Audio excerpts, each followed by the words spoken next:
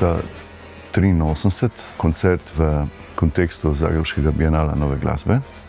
Po tistem koncertu so se nekako odločili, da nas bojo poskušali prepovedati in je prišla vojaška policija, da je to prekinila.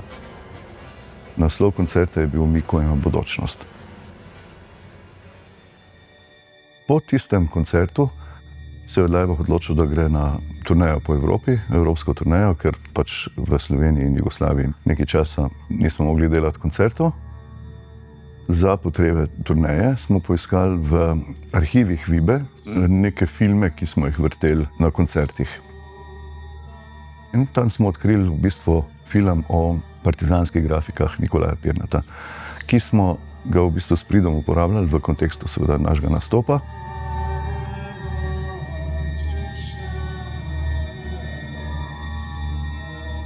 Leta 2017 smo v Reina Sofia, znameniti muzej v Madridu, v kontekstu razstave Od kapitala do kapitala, to je bila večja razstava v NSK-ju, ki je bila originalno postavljena v Moderni galeriji, smo bili vabljeni, da v kontekstu razstave igramo program iz Bienala nove glasbe iz leta 1983.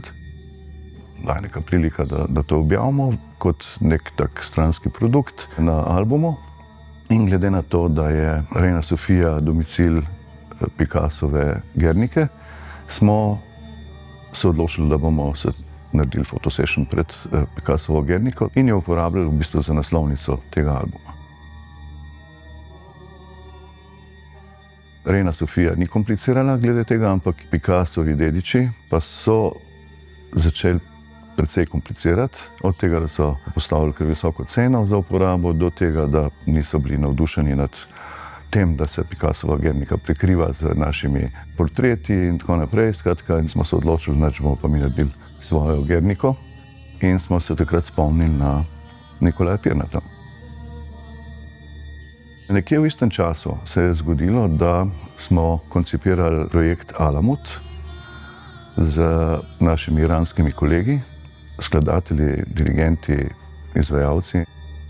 Ena izmed 8 slik simfonične pesnitve je tudi vojna. In v kontekstu te vojne smo se odločili, da uporabimo motive Nikolaja Pirnata. Takrat se je pojavila opcija, in sicer, da bi se tepih lahko izdelal v Afganistanu. Nas je kontaktirala neprofitna organizacija Apolitical, ki suportira določene umetniške akcije, predvsem take, ki so precej zahtevne, ki so nemogoče in tako naprej, in so nam pri tem pomagali.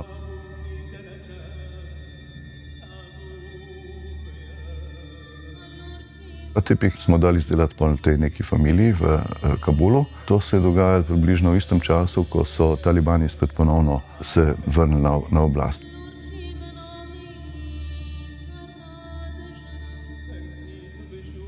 Je pa zanimivo, kako je nastajal ta tepih. Mi smo jim poslali pač skico, ampak zaradi digitalnega transferja so oni dobili precej pikslasto sliko. Tako da so tudi ta tepih izdelali enako, kot je bila slika, seveda precej pikslast. Vsaj na določenih delih. In to je v bistvu še ena dodatna zanimivost, kako so nastali ti piksli na samem tepihu.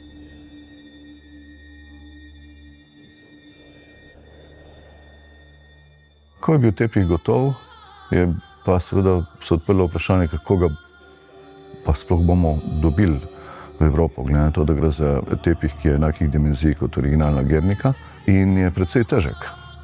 Skratka, to je bila kar operacija in seveda zaradi situacije politične v Afganistanu je bilo to še bistveno težje.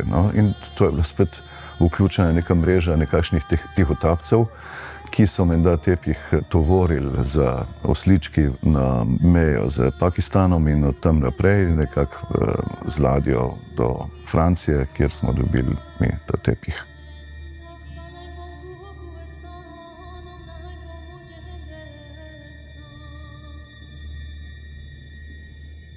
Zdaj za to postavitev v cukrarni smo dodali tudi isti motiv v tehniki perorizbe na papirju. Skratka, neka spet fragilna tehnika In sicer v Trbovljah, to smo dali delati nekim našim sodelavcem, v bistvu familiji tudi v Trbovljah. In to se vidi na perorizbi, ki je praktično risana na parketu. Skratka, pozna se vzorec parketa na kompletni sliki, kar je v bistvu tudi malo specifika. Ni pikslov, je pa vzorec parketa, ribje kosti.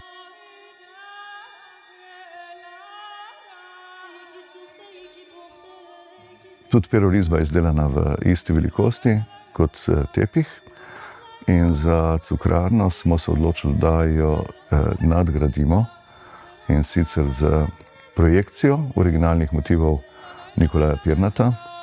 Kompletna kompozicija je sestavljena iz elementov Nikolaja Pirnata, iz njegovih različnih grafik. Iskali smo takšne motive, ki dejansko res korespondirajo z Picassovo Guernico. Našli smo tudi svečo pri Pirnatu, postavljena je približno na isto mesto, kot ima Picasso svetilko in tako naprej. Skratka, kompozicija je precej podobna. Namesto bika je konj, ampak tudi Picasso je imel originalno najprej konja, pa šele pol bika. Skratka, in kup teh nekih podobnosti je. Nismo seveda hoteli narediti absolutno enake stvari, ampak asociacija je dosti jasna, ne? Gre pa za neko pogojno rečeno slovensko verzijo, avtentično slovensko verzijo Guernike.